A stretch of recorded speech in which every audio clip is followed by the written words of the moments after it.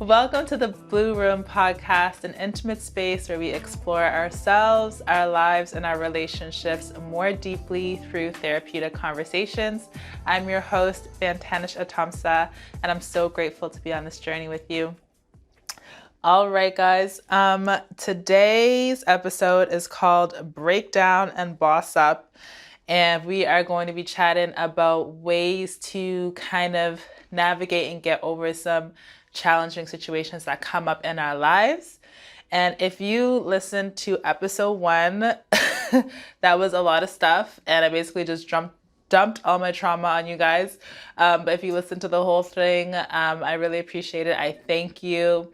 And today we're going to talk about some healthy coping strategies that we can develop for ourselves to help get us through some difficult times in our lives.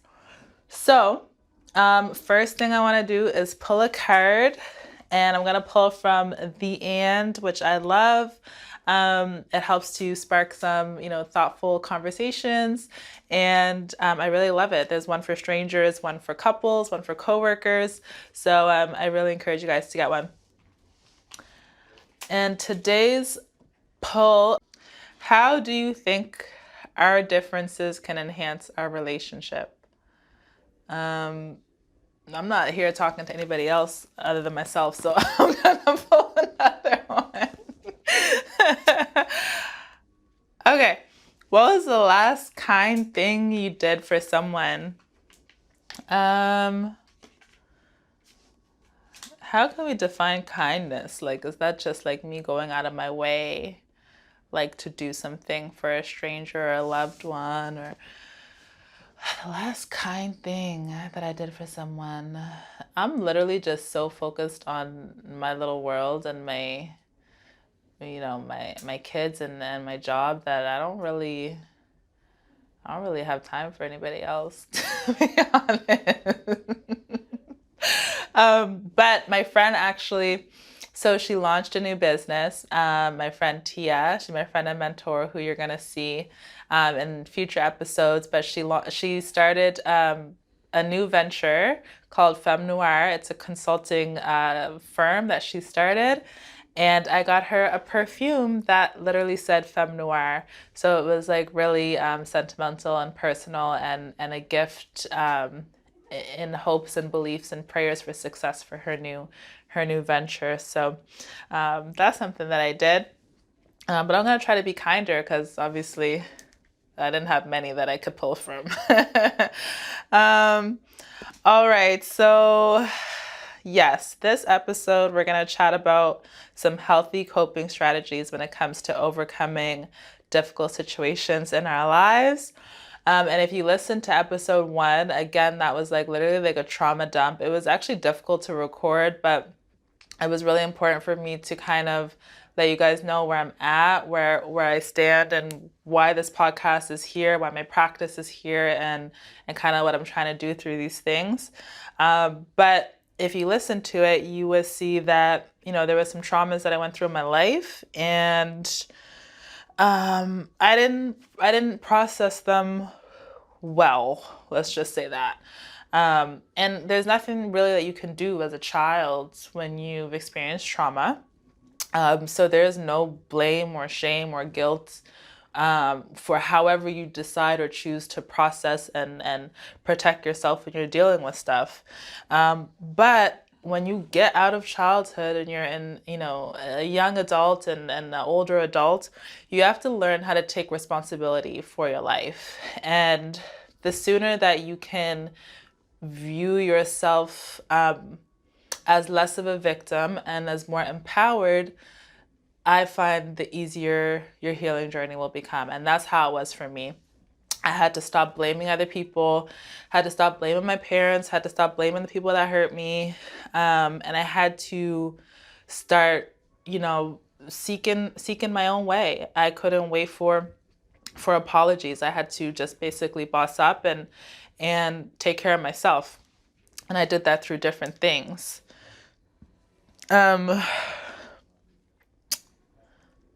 What would I tell myself as a child? I don't know who's listening to this episode. I don't know how old you are. I don't know, what you're going through in your life, but if you are, is anywhere, a child or a young teenager, adolescent, and you're going through a difficult time, um, it's just awkward for everybody. I would never go back to a teenager. I think that was like probably my most awkward stage. But if I could say anything to anybody who's in that stage or who's struggling through it, it would be to literally just come out from the shadows. Like, if I could tell myself anything at that age, it would be to participate more.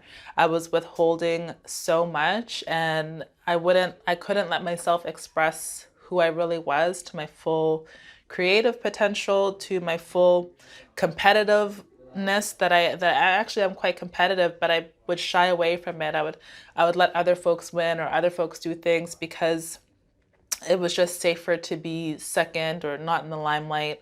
What I would say to kids and young teens is to explore your interests, like let yourself live, participate, partake, play the sports, do the drama class, you know,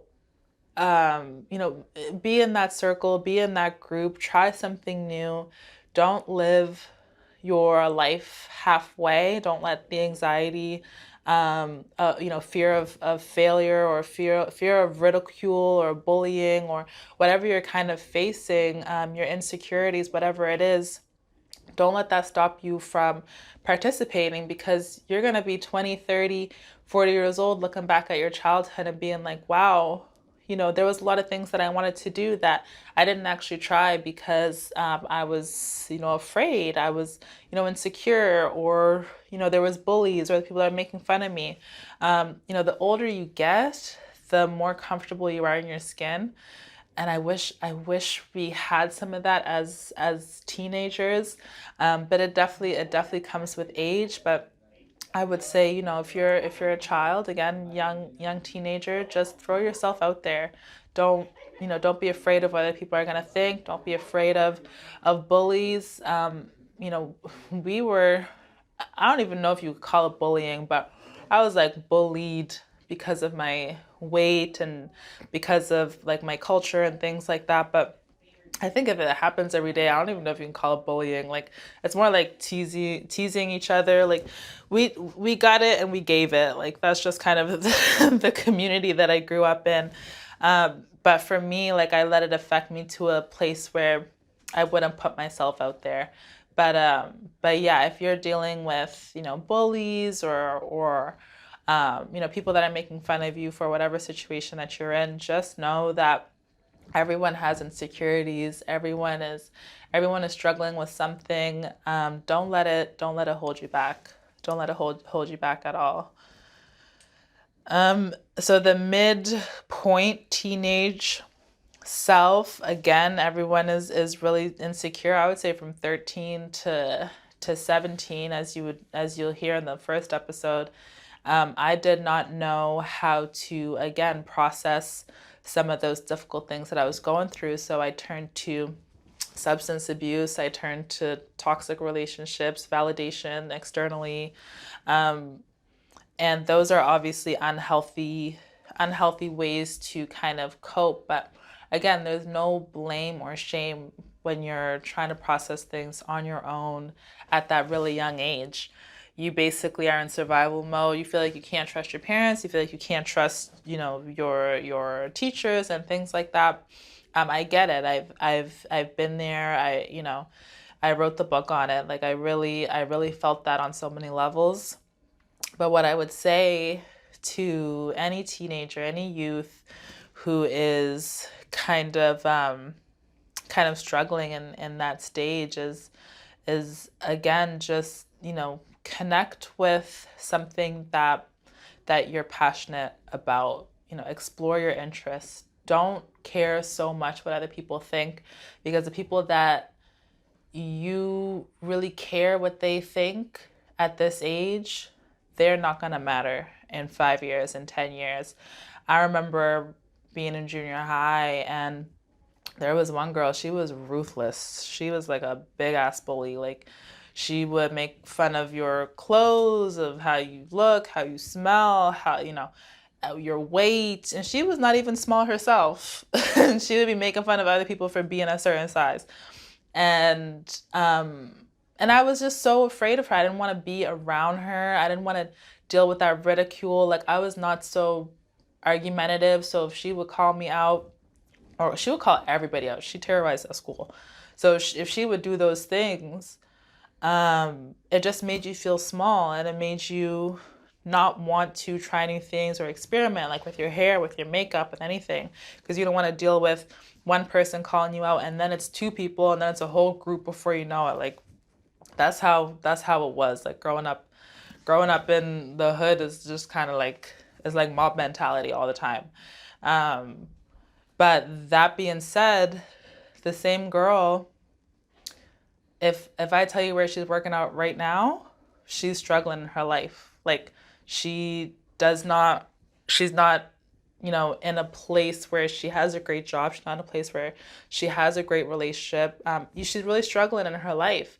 And, you know, to the point where, like, I feel like if she could at some point maybe ask me for a favor, or ask me for a job, or ask me for something. And it's just so crazy to think that I was so scared of this person, or I thought so highly of this person's opinion, who 10, 20 years, 30 years later, they're now asking, or they're in a position where they could be asking me for help, or they could be asking me for support. So everyone is literally struggling. No one is better than the next person. And you never know at one point when you might need somebody. So don't let those comments resonate. Don't let them seep into you, into your personality, into your character. It's just a projection. Usually people who are bullying and saying things and doing things, they're usually really insecure themselves. And we know this from experience. They're usually really insecure. They usually have stuff that they're going on, that they're dealing with in their homes and their relationships. And so what they're saying to you is just a projection, and you have to look at it like, is what they're saying true? If they call you, fat or ugly or whatever the case um, is that true? And if you think it's true, you probably need to work on your mindset. You really need to start talking to yourself more positively, because nobody can tell you something or make you believe something about yourself that you don't think or believe is true. All right, moving on. Okay. Early adulthood, anyone who is probably like, 20s, 18, 19 to like early 30s. Um, there's a lot that goes on. Um, and again, there was a lot that I was doing. I was self-medicating. I was having eating disorders, disordered eatings, bad therapy, bad relationships. And for anyone who is kind of struggling through that early stage, um, I would say it's really important to plug in. It's really plug into a community or a network that is into the same things as you are, or who's interested in the same things as you are, because it can be really isolating when, like, for example, you're going to university or you're going to college, or you might be living a different life than what your peers or people that you grew up with are living, or what your parents have lived, and you can feel really alone. There's a lot of mental health stuff that comes up. There's a lot of undealt with emotions that come up in early adulthood. So a lot of times it's a really re-triggering stage of life, especially when when you have kids. Like, when I look at my kids, I'm like, you know, watching them grow through the stages that I was really struggling with. I'm like, what do they need to hear? What do they need from me? How can I be the type of person that they need in their lives? it's really important to connect with people that are doing the same things as you. And another really big tip is to cut those friends off, like cut friends off that are not growing in the same directions as you are.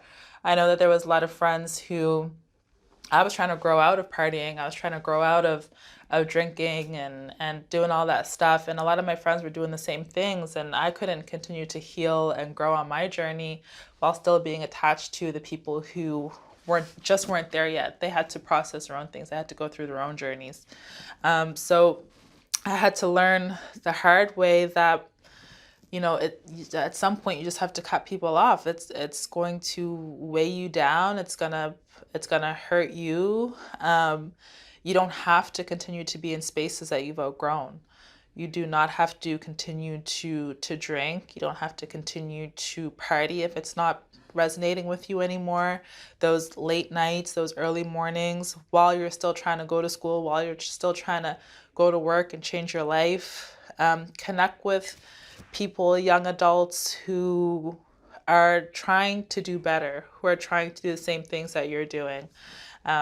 It's really important because you are only, what's the saying? Like you're only as good as your friends or something like that. Like people can see you based on the company that you keep around you.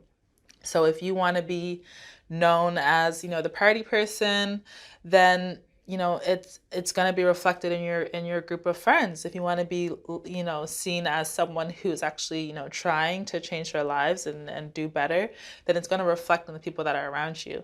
You cannot be trying to grow one way and still be hanging in the same environments with the same people that you're continuing to be with if it's only bringing you down.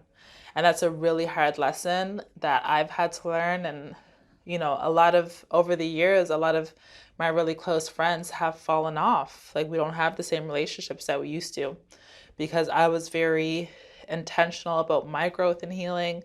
And I was also really intentional about me wanting to grow and be successful in my business. So unfortunately, I had to cut some of those relationships off, and it's never easy. But looking back, some of the people that I was really close to, they're still living the same lives that we were living 10 years ago. And we just want to do better. We want better for ourselves, right? I don't know if I told you guys, but I do have a set of twins. So I have 3 kids. My oldest is 13, and I have 2-year-old twins. And that second pregnancy with the twins was super beautiful, but also very difficult. I learned so much about myself through that birth. For those of you who don't know, it was a twin birth that was vaginal and that was unmedicated.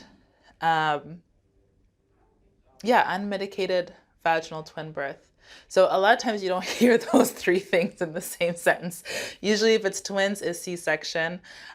Usually if it's twins, it's medicated. And my body, it was not necessarily the way that I planned for it to go, but my body really pulled through for me. And I knew that I didn't want a C-section. And I knew that I actually wanted medication, but I was powering through those contractions like nobody's business. Then eventually it was too late. So I pushed those babies out vaginally. One was breech. That's what I wanted to say. Vaginal twin unmedicated breech. Feet first, if you don't know what breech means. So, for those of you who don't think a vaginal twin birth is possible, it is. And for those of you who don't think breech birth is possible, it is. And if you have a healthcare provider who's telling you that it's impossible, I encourage you to check out the Nova Scotia Midwives, or go find another healthcare professional who is willing to support you in the type of birth that you want. I'm also a birth doula, so I'm very, very passionate about that kind of stuff.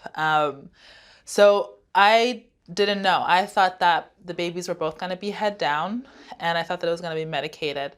But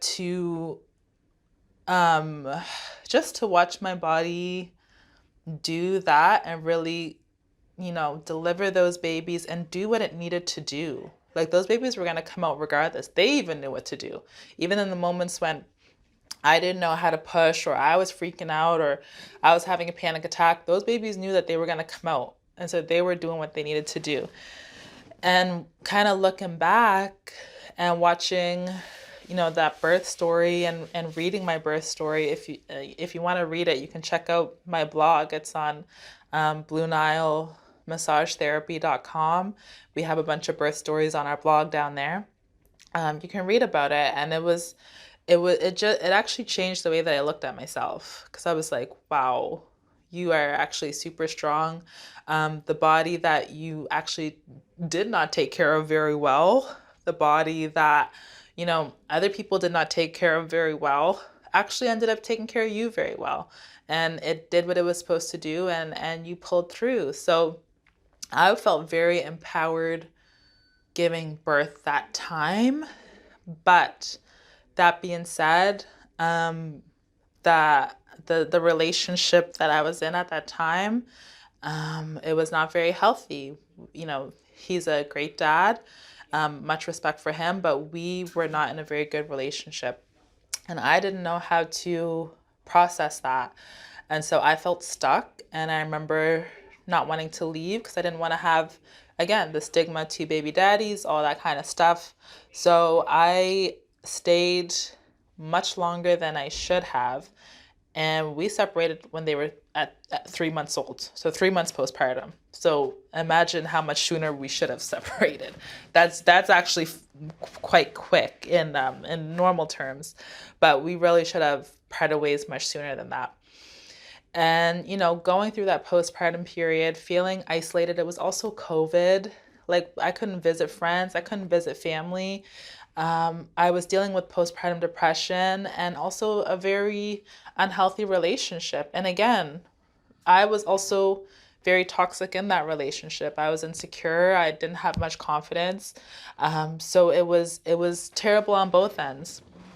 And I didn't know how to process what was going on.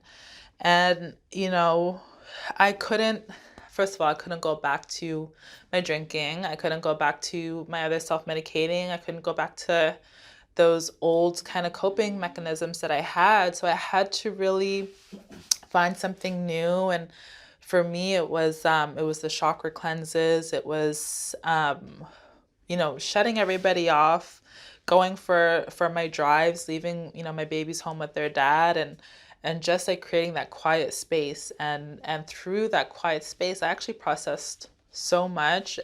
I didn't know if I was going to come home. Let's just put it that way. There was a lot that I was going through, a lot of, triggers, a lot of memories that were flowing through. And I remember that postpartum period was being my lowest point.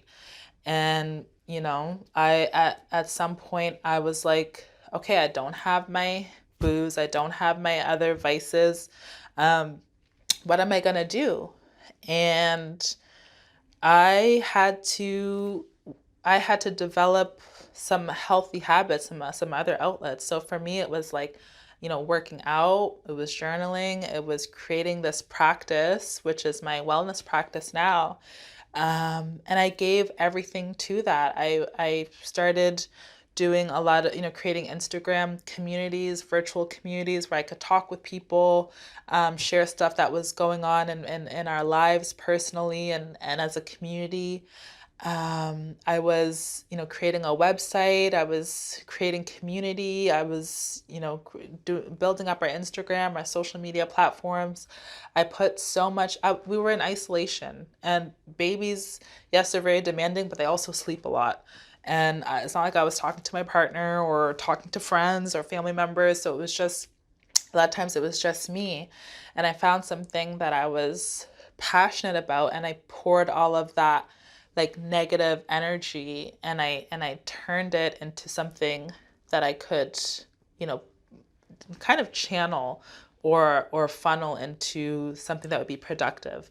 And The business was something that I was really passionate about. So anytime I was feeling something negative or, anger or sadness, something like that, I would take that energy and pour it right into the business. I would go online, I would, plug into communities, I would create content, and that was it was such an important release for me, and it was such a healthy way to let this energy out.